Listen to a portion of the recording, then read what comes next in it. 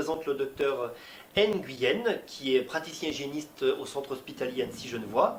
Qu'est-ce que sont donc ces protections standards? Alors, les précautions standards... Les précautions standards, pardon. Les précautions standards existent depuis bien longtemps, avant que je sois hygiéniste. C'est les mesures de base que tous les soignants doivent adopter pour prévenir toute infection dans tout milieu de soins vis-à-vis de tout patient. Et vous verrez que ça répond à de nombreuses questions et ça répond à de nombreuses mesures de prévention vis-à-vis du Covid. Premièrement, la tenue.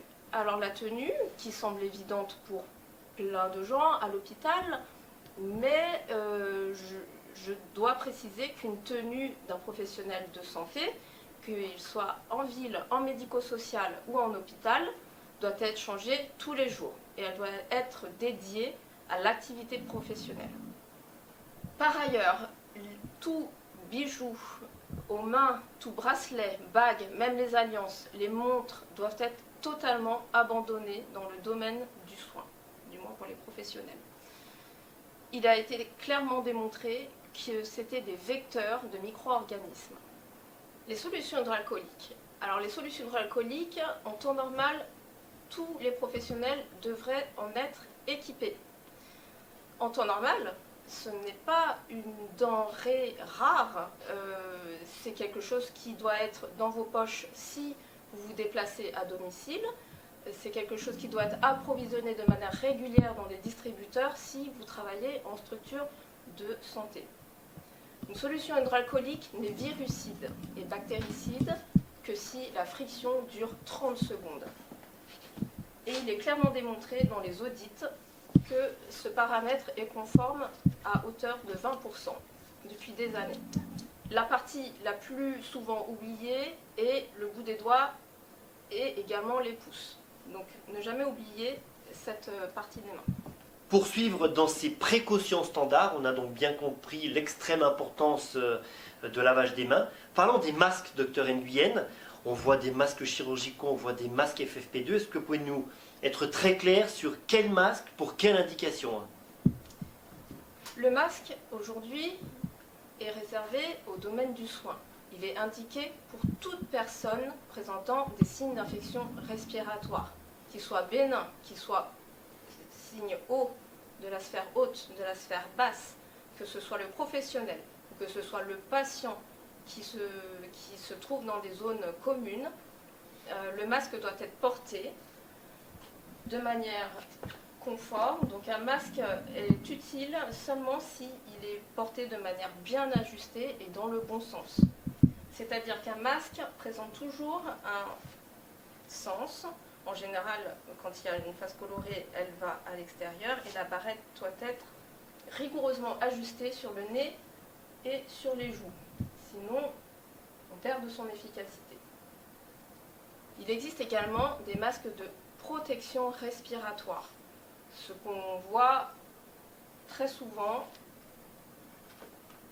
depuis le début de cette épidémie dans le cadre du Covid. Le masque de protection respiratoire est indiqué en routine dans la prévention de la transmission de la tuberculose, de la varicelle, de la rougeole.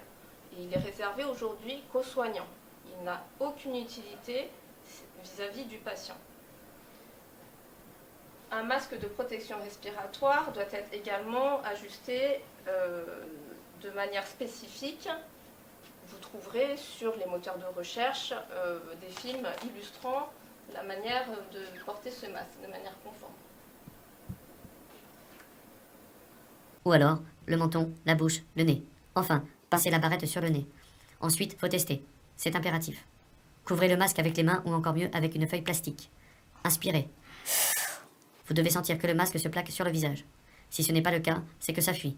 Ce masque FFP2 est et a toujours été indiqué également lors de gestes à risque d'aérosol pratiqués sur la sphère oropharyngée d'un patient présentant des signes d'infection respiratoire. C'est-à-dire, concrètement, le soignant doit porter un masque FFP2 lorsqu'il réalise de la kiné respiratoire chez un patient infecté, une fibroscopie, sur la sphère ORL, une fibroscopie bronchique, une aspiration trachéale, une intubation. Voilà, des exemples de gestes aérosolisants. Très bien, vous nous avez donc parlé des masques. On est bien dans le cadre, docteur, de soins aux patients. Et donc, dans le cadre de ces soins aux patients, vous allez nous parler de lunettes également. Alors, les lunettes, elles sont méconnues, voire inconnues, de beaucoup de soignants. Alors, on s'adresse toujours aux soignants, n'est-ce pas?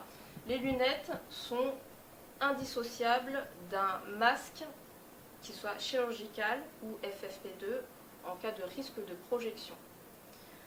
Ce qui veut dire que tout professionnel, que ce soit en ville ou à l'hôpital, doit être équipé de lunettes.